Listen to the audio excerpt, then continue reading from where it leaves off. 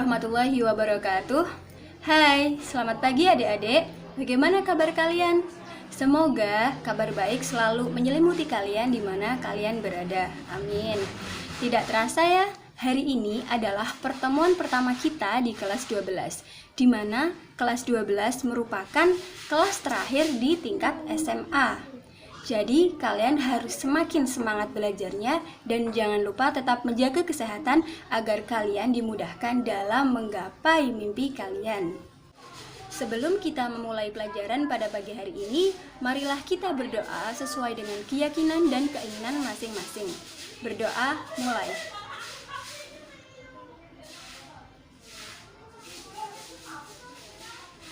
Berdoa selesai.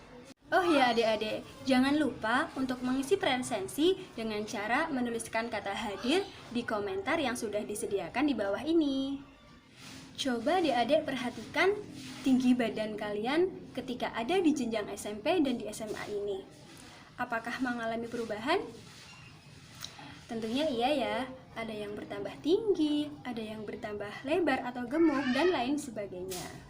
Nah, seperti halnya manusia, tumbuhan juga mengalami perubahan tersebut. Apakah kalian menyadarinya? Coba perhatikan video di atas ini ya.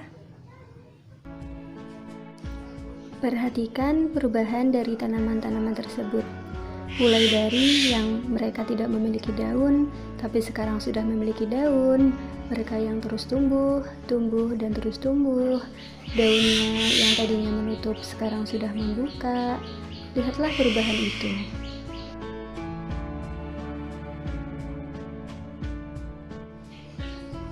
Tanaman tersebut terus mengalami perubahan, baik perubahan ukuran maupun bertambahnya organ. Lantas, perubahan tersebut dinamakan dengan apa ya?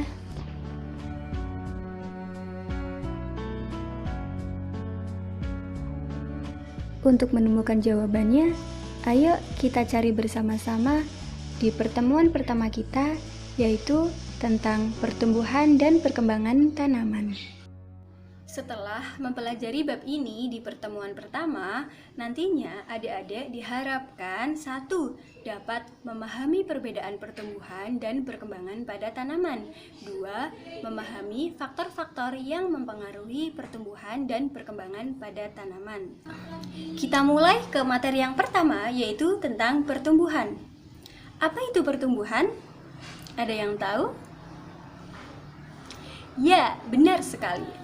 Pertumbuhan adalah proses bertambahnya tinggi, volume, atau massa tubuh pada makhluk hidup yang bersifat kuantitatif dan irreversibel.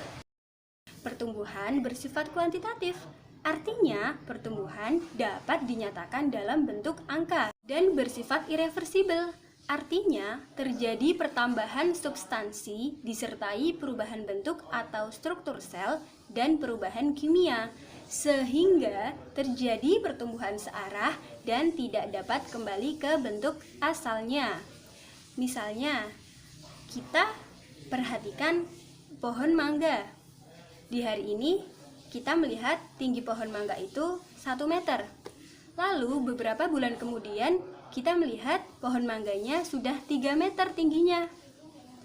Apakah pohon mangga yang sudah memiliki tinggi 3 meter bisa kembali lagi menjadi mangga yang memiliki tinggi 1 meter? Tentunya tidak bisa ya, karena kembali lagi ke sifat pertumbuhan yaitu irreversibel. Adik-adik, dulu waktu kalian kecil, apakah pernah bermain bola air? Ya, benar sekali. Bola air adalah bola yang apabila dimasukkan ke dalam air atau direndam ke dalam air, nantinya ia akan menjadi besar. Nah, peristiwa tersebut tidak bisa kita namakan dengan pertumbuhan ya, karena yang mengalami pertumbuhan hanyalah makhluk hidup. Lanjut ke pembahasan yang kedua, yaitu perkembangan. Apa itu perkembangan? Perkembangan adalah proses perubahan menuju kedewasaan melalui proses pertumbuhan dan diferensiasi. Berbeda dengan pertumbuhan, perkembangan tidak dapat diukur ya adik-adik. Sekarang coba perhatikan dengan seksama video yang akan Ibu tayangkan di sini. Ini adalah contoh dari perkembangan.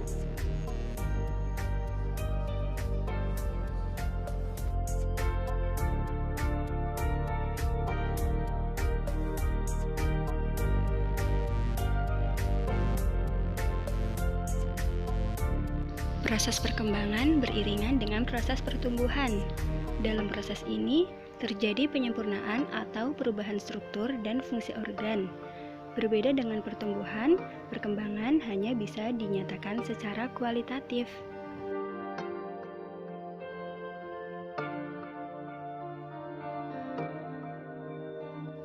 Salah satu bentuk perkembangan tanaman yaitu munculnya bunga pada tanaman yang merupakan alat reproduksi tanaman.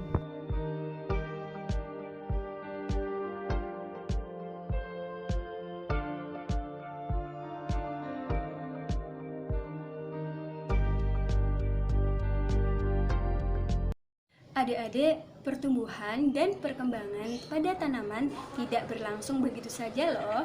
Ada dua faktor yang mempengaruhinya. Yang pertama yaitu faktor internal dan yang kedua faktor eksternal. Faktor internal atau faktor yang ada pada diri tumbuhan atau tanaman tersebut yaitu gen dan hormon. Sekarang, apa itu gen dan apa itu hormon?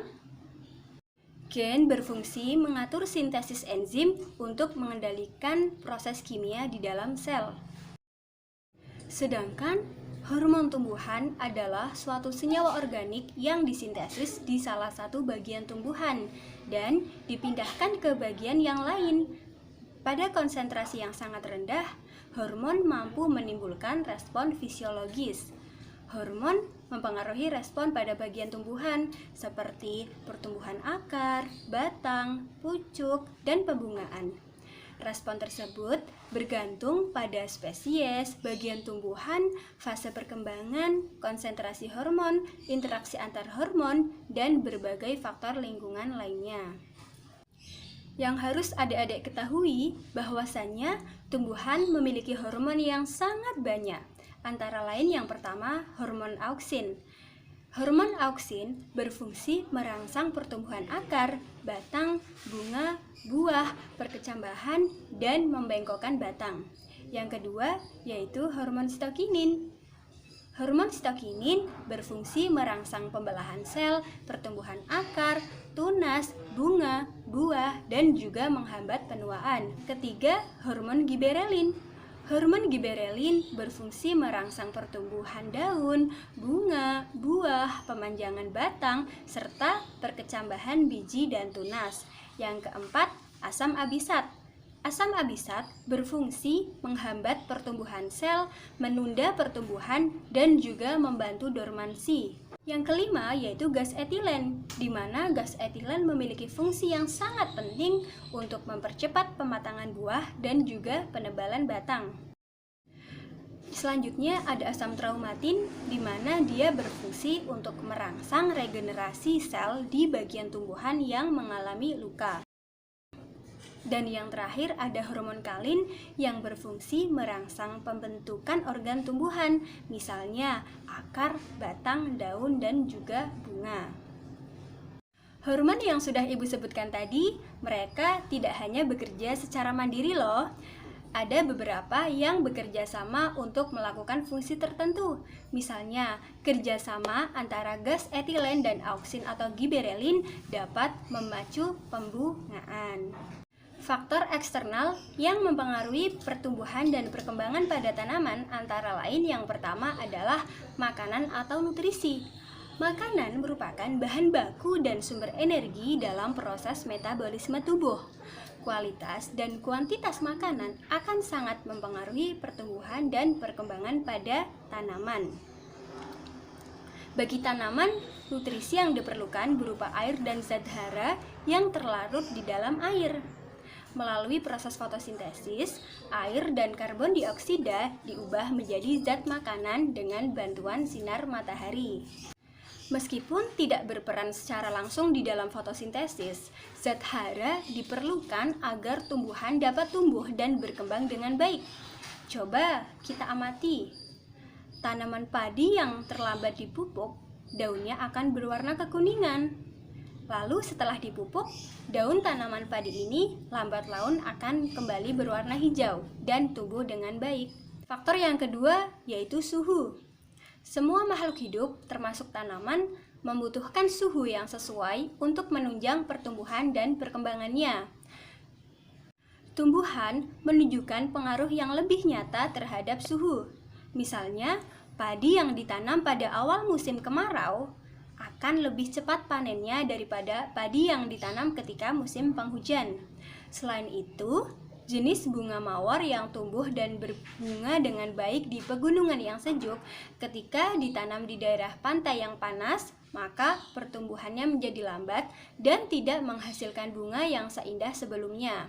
Hal ini karena semua proses dalam pertumbuhan dan perkembangan seperti penyerapan air, fotosintesis, penguapan, dan juga pernapasan pada tanaman dipengaruhi oleh suhu. Faktor yang ketiga yaitu cahaya. Cahaya berpengaruh terhadap pertumbuhan dan perkembangan tanaman. Tanaman sangat membutuhkan cahaya matahari untuk fotosintesis. Faktor yang keempat yaitu air dan kelembapan.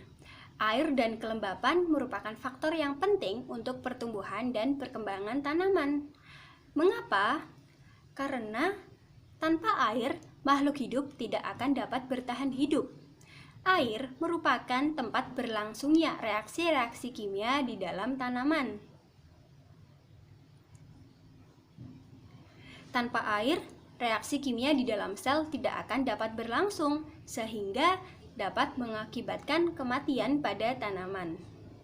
Lalu, kelembapan adalah banyaknya kandungan uap air di dalam udara atau tanah.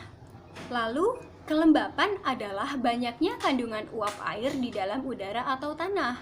Tanah yang lembab sangat berpengaruh baik terhadap pertumbuhan maupun perkembangan tanaman. Kondisi yang lembab, kondisi yang banyak air yang diserap oleh tumbuhan dan lebih sedikit penguapan. Kondisi ini sangat mempengaruhi sekali terhadap pemanjangan sel. Kelembapan juga sangat penting untuk mempertahankan stabilitas bentuk sel. Faktor eksternal yang terakhir yaitu tanah. Bagi tanaman, tanah sangat berperan penting karena tanaman akan tumbuh dan berkembang dengan optimal apabila kondisi tanah tempat hidupnya sesuai dengan kebutuhan nutrisi dan unsur hara. Kondisi tanah ditentukan oleh faktor lingkungan yang lain seperti suhu, kandungan mineral, dan juga air. Apabila kebutuhan faktor internal dan eksternal dapat terpenuhi sesuai porsinya, maka pertumbuhan dan perkembangan pada tanaman dapat berlangsung dengan baik. Adik-adik, usai sudah penjelasan tentang pertumbuhan, perkembangan, dan juga faktor-faktor yang mempengaruhinya. Karena kalian sudah tahu, Ibu harap kalian bisa memiliki kepekaan, memiliki kepedulian terhadap lingkungan sekitar, terutama tanaman-tanaman yang ada di sekitar kalian. Ibu tidak akan memberikan kesimpulan di akhir sesi ini. Karena apa? Ibu memberikan tugas kepada kalian untuk menuliskan kesimpulan tentang materi pertumbuhan dan perkembangan pada tanaman di pertemuan pertama ini. Nanti kesimpulan yang kalian sudah tulis dikirimkan ke WA Ibu. Sudah tahu kan? Cukup sekian pembelajaran biologi pada pagi hari ini. Semoga kita dapat diberikan ilmu yang bermanfaat. Marilah kita tutup pembelajaran pada pagi hari ini dengan bacaan hamdalah bersama-sama. Alhamdulillahirabbil alamin. Jangan lupa untuk tetap menjaga kesehatan dan juga belajar yang giat. Cukup sekian dari Ibu, kurang lebihnya mohon maaf. Wabillahi taufiq wal hidayah. Assalamualaikum warahmatullahi wabarakatuh.